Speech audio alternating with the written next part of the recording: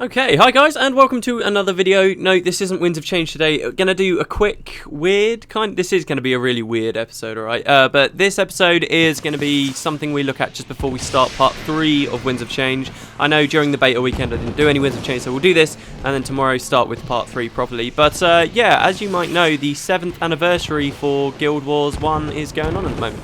This time last year, honestly, if you asked me what would be going on for the 7th anniversary, I would have told you I was pretty sure Guild Wars 2 was going to release around the 7th anniversary.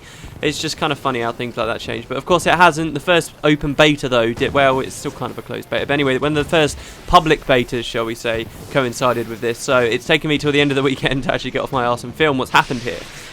This event, they haven't actually added that much stuff, but they've done quite a few cool things here. So, for example, a lot of festivities have come back. For example, if we were to go back to Kinetic Center, why not? I did just come from there, but whatever. And you will have seen this in the Winds of Change episodes as well. They've actually decorated these areas. If you were to go to Xingje Monastery, Matt's not actually been there, but if you go there, you get all like the Dragon Festival stuffs up. You can participate in the arena, you can roll a beetle race, you can do all that kind of stuff.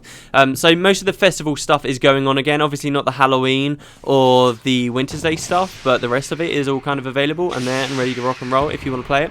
Also, something special they've done this year for the 7th anniversary is, I've never really talked about this on the videos, but you can actually, I'm just gonna run out here while I talk, you can actually in Guild Wars 1 on weekends, they always do like a special event that gives a bonus to a certain area of the game. So like you might get double Kurzick or Luxon faction, which allows you to grind through those titles a bit quicker if you want, or sometimes you get like a triple chance for lockpicks to drop and higher rewards from opening chests and stuff like that. And that's always been rotating in the background. They haven't added any new weekend events. They're all the same old things that we've seen like a million times before. But they have been going on consistently for a long time. Now, for this 7th year anniversary, I don't think they did this for any of the other anniversary celebrations.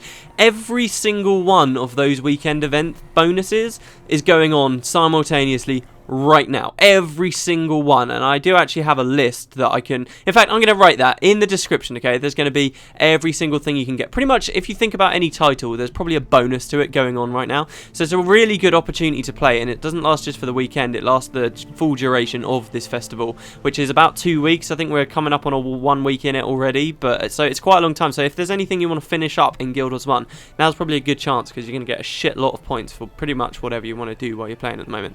So that's one thing they've done.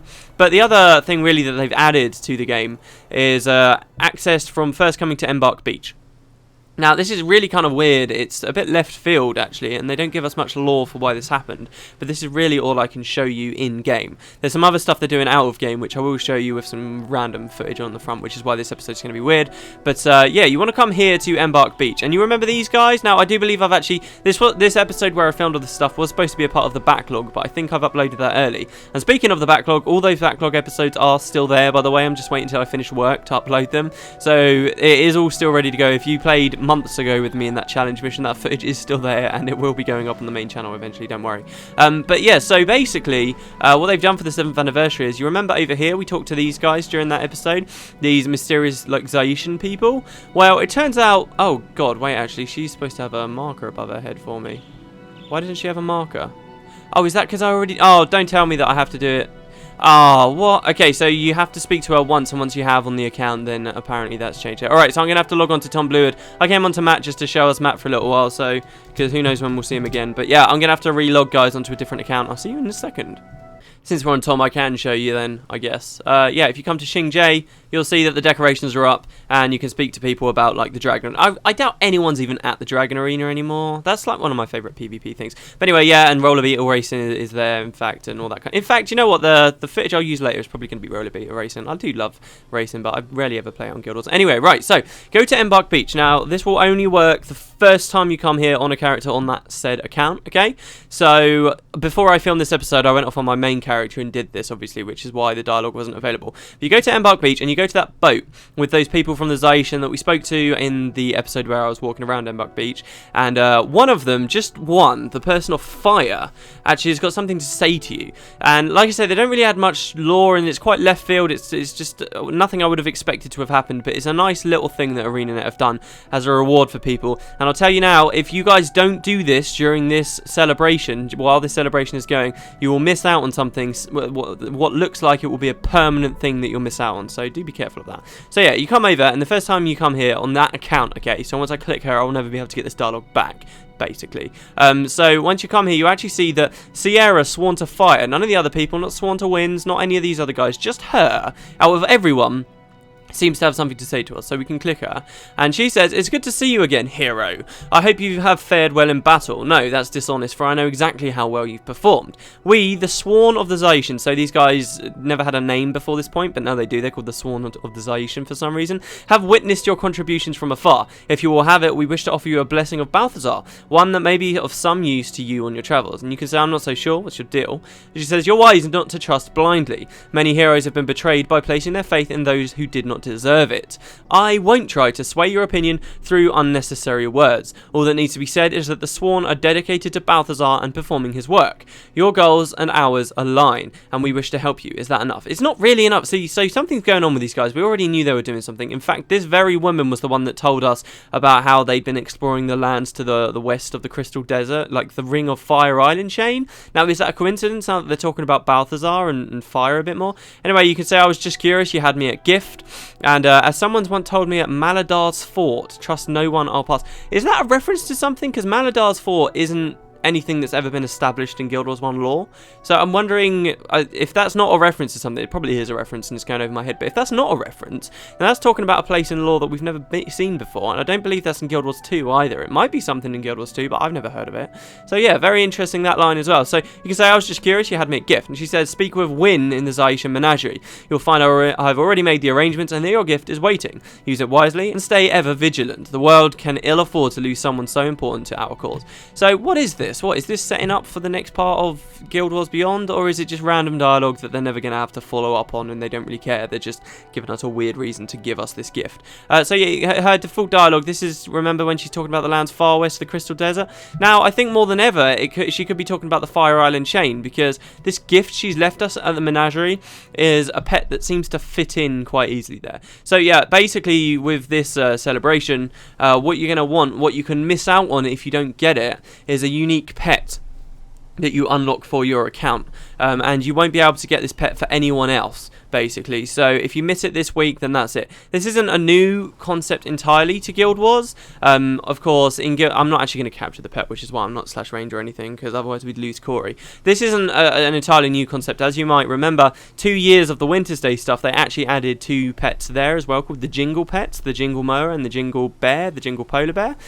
So they have done that before, but for this festival, but those pets in particular, should I say, once you've got them, they'll be always available out there, and you can sort of ferry other people out to get more of them. But here, this is literally just your account, and once you've got it, you've got it, and you can't, well no, so you can get it any time of the year afterwards anyway, but if you miss it on that first year, then you're screwed. With the Winter's Day stuff, if you go back later years, you can still unlock those pets, I believe. I'm pretty sure that's how it works, so they're not as exclusive as this pet's going to end up. So, yeah, it's quite interesting. To find the pet, you don't actually have to speak to that guy, Win. The pet will have just unlocked out here. Win, of course, can spawn them in for you, just like he will any creature out in the menagerie here. Oh, this kind of sucks. On my other account, on my main account, like, as I'm running around here, there's pets all over the place, because I've unlocked them all. And it was going to be a nice tour, because I've still not done a proper tour of this area. But, yeah, what you want to do is come up to a cave. I've actually gone the wrong way here, haven't I? No, the cave's here. Yeah, so what you want to do is come up into this cave over here. This is where the spiders would usually appear, and something else. Black mowers, I believe, appear in this cave as well, near the lava. But once you've spoken, these are your gift, Hounds of Balthazar, which, as you might remember, are an elite skill in Guild Wars 2. Balthazar gives you this elite skill. You can summon these guys, and they look very similar to the hounds that you get in Guild Wars 2 as well. Very similar. It's an entirely new, I believe, creature model, so it's pretty cool, and they've always got this animation on them. Not many pets have got this, so they are quite a cool pet, I must say. And there's a little baby one, as there always is in the menagerie. So it is really quite cool. You can get the Hounds of Balthazar. What does that mean for lore? I don't know, and I don't really know whether we should speculate on it too heavily either, because at the end of the day, are we ever really is that gonna matter for the rest of Guild Wars 1? I don't see it being a part of the next chapter of Guild Wars Beyond, and we've still not heard anything about that. But yeah, it's very, very curious, I must say. So that's basically what you get. If you miss out on these 2 weeks, guys, you're not going to be able to get that pet at all. It's an exclusive pet. If you have any desire to get something exclusive like that this late into the game's lifespan, then maybe you should try it. But yeah, that's basically what's going on with the festival. Not that much new really happening. But the weekend thing is pretty cool. Now, however, outside of the game, there are other things happening. For example, a lot of the developers have been talking about just their memories of Guild Wars 1 as it's sort of gone along. And some of the stuff that they talk about is quite cool. And there's quite a bit of trivia as well that I can give you. So what I'm going to do is go to the wiki where they've basically been writing a list of all the things that have been said. And I'll read out some of the most interesting little bits of trivia and what the developers say. If you're not interested in that, guys, then I guess this is the end of the episode and I'll wave goodbye to you. This is why this is going to be a weird episode. If you are interested in hearing that, then stick around because I'll be doing roller beetle racing. You'll see that in the background while my commentary is of all that stuff. So yeah, I guess I'll see you guys in a bit, or I will see you for Winds of Change tomorrow, depending on if you're going to keep watching. I'll see you in a sec. Okay, right, so yeah, there's quite a bit of information. First, there's a little quote from the official website, which I didn't read out, which says, celebrate 7 years of Guild Wars, April 24th to May 8th. So those are the dates specifically for you guys. So there is exactly a week from the time I upload this video for you to go get the hounds. The Year of the Dragon marks 7 sensational years of Guild Wars, and we want you to join us for our biggest anniversary party ever. It's time once again to throw open the Xingje Boardwalk, rev up the roller beetles, and don our party hats for 2 weeks of festive fun from April 24th to May 8th. In addition to the usual games and gifts, we're packing this party with drops and activities never before seen in an anniversary celebration. See, that's weird. I mean, what do they mean activities? There's not really any activities. Anyway, so another quote from the official website, Game On. We're commemorating our 7th anniversary with a huge party in Xingje Monastery and outposts all over Tyria. Are you light on your feet? Speak with Captain Lee Sa to test your dodgeball skills in the Dragon Arena. Do you feel a need for speed? Speak to the roller beetle trainer to take a spin and roller beetle racing. You'll find both of these NPCs in Lion's Arch, Xingje, Kamadan, and the Great Temple of Balthazar. The fun doesn't stop there. During the festival, keep your eyes peeled for more special drops than you've ever seen before. And be sure to stop by Embark Beach to speak to Sierra Sworn to Fire. During the celebration, she'll be distributing the limited edition Ranger pet, the Hound of Balthazar. Right, so then it's got a list here of all the things that are dropping. I think there are more things dropping this year than were before. Like, there's certain things there that you might not have otherwise seen. In fact, the footage will show me speaking to a chef who I don't believe I've ever seen before that's giving you birthday cupcakes, but I have a feeling he's a recurring anniversary NPC anyway. Then it's just generic stuff that's pretty much the same of all years. The 7th year birthday presents, of course, so every year new characters get a birthday present, and last year they started to introduce tonics that people could get. Well, this year they decided that if you reach your 7th birthday, you actually get some of the rarest pets from previous years. You get like another shot at them, which is a bit weird because I feel like anyone who's been playing this long has probably already gotten a lot of those anyway, because they probably got a fair bit of money from playing that long. But hey, that's kind of what's going on. So any like greens and golds and stuff from previous years you can actually get again this year in your present. You get a really high chance basically of getting a rare mini from a previous year. That doesn't include exclusive mini pets that were only available for a short period of time, like the Naga that I talked about that I once had. It doesn't include stuff like that, so you won't get ripped off from that. Now, John Stummy has said that there are some minis this year that aren't repeats from previous years. It's just that they're really, really rare. I'm looking at the list now, and I can't see anything new there at all, so maybe we just haven't found them yet. They might have really, really low chance of appearing, which should be quite cool, because that would be some interesting new items that would go into the game. But what they could possibly be, I'm pretty sure Wiki doesn't know yet. Certainly not. So keep your eye out for that, I guess, if you've got a present due.